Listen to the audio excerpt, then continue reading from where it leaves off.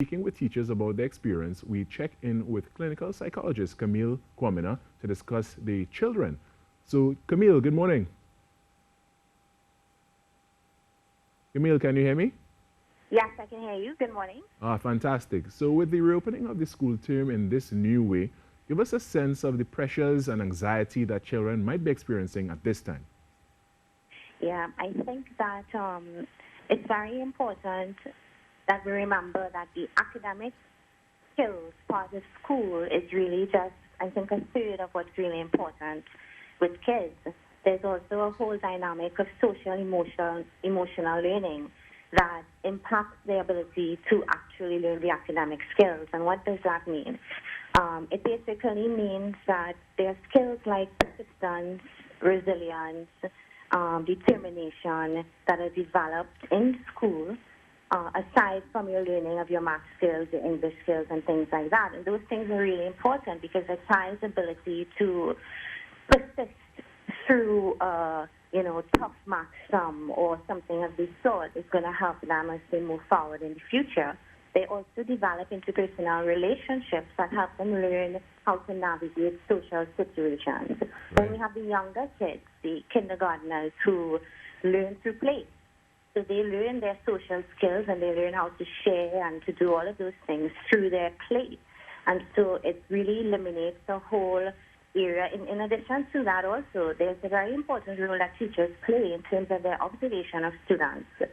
So if a student seems withdrawn in the class, they may be able to pinpoint that something may be going on at home. This child may need extra assistance, and that dynamic is really sort of lessened and sometimes eliminated with virtual sessions.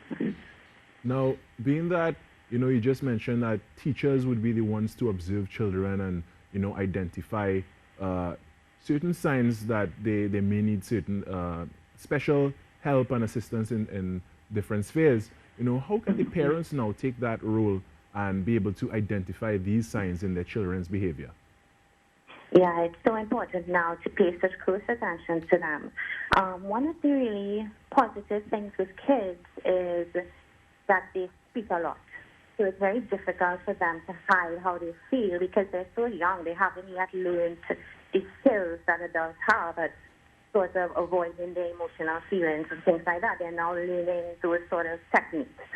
And I think it's important to just pay attention to them because if they don't tell you directly, you're definitely going to notice some behavioral shifts. So they may seem more withdrawn. They may seem more irritable. They may not want to do their regular things like watching TV and things of the sort. They may not even want to get up to do the Zoom class, and you may have to inquire at that point of what's going on. Let's talk about it. What else is happening here, basically? Now, when you see these signs and you identify them, how do you, what do you recommend from where, from your viewpoint as a clinical psychologist, what do you recommend they do to address it? So it's really tough. It's tough because parents are also going through their own, sort of processing of what is happening. They also have to adjust to learning the technology, trying to help their kids with the homeschooling. So I think on top of all of those things, they really have to speak to their kids about these things. So not having a conversation with them doesn't mean that it's not happening. So it's okay to talk to them, say how are you feeling, help them get through it. It's okay to not know. It's okay to miss your friends. I would also recommend that teachers incorporate some sort of social emotional learning in their classes. So whether it is that we give them a recess and we keep them on the Zoom for the recess and we are, have a more structured recess where we do some sort of emotional intelligence, exercise or something of this sort, or you just check in with them. Definitely. And can you speak more on the adjustments that have to be made mentally concerning schooling at home for children who are new to this method? Yeah. I think one of the most important things that needs to happen is flexibility on everybody's part.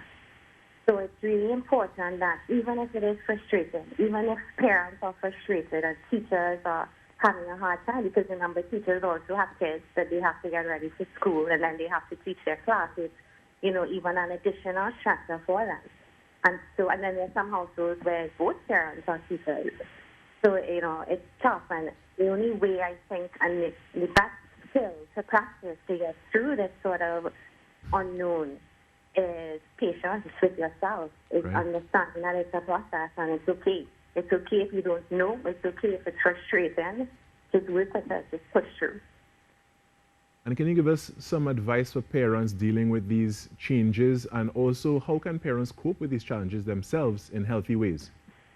Yeah. So for parents, definitely we want to be practicing that patience with ourselves, that working through this process because it's new for us all and there is no right way at this point. So it's important to pay attention to how you feel. It's important to keep up with your self-care routine. So whether that means reaching out to other parents and sort of processing what's going on, feeding off of each other, supporting each other, whether it may mean getting a few sessions of therapy to sort of help process it all.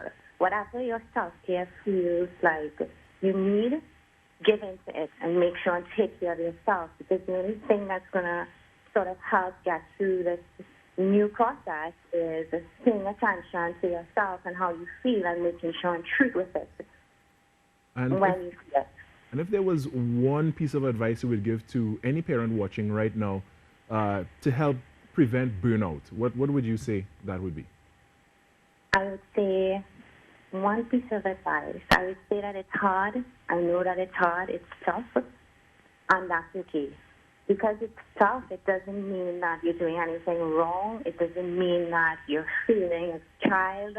It doesn't mean anything of the sort. Your feeling just means that it's tough, and it is tough. So don't believe that any stress or frustration that you feel means that you're doing something wrong, basically. Just sort of hang on there, push through, we're all feeling it. And that is some great advice in a nutshell there. And with that, I want to thank you for your time this morning, Camille. Yeah, thank you so much. All right, thank you so much. That was Camille Quamina, who is a clinical psychologist, and we're speaking about, the psychological side of educating during a pandemic and so much more. So here's what, we're going to take a break, and when we come back, we'll be continuing the topic of educating during COVID, but now it's for you parents who have to set up a classroom at home. So after this short break, we'll be back with much more.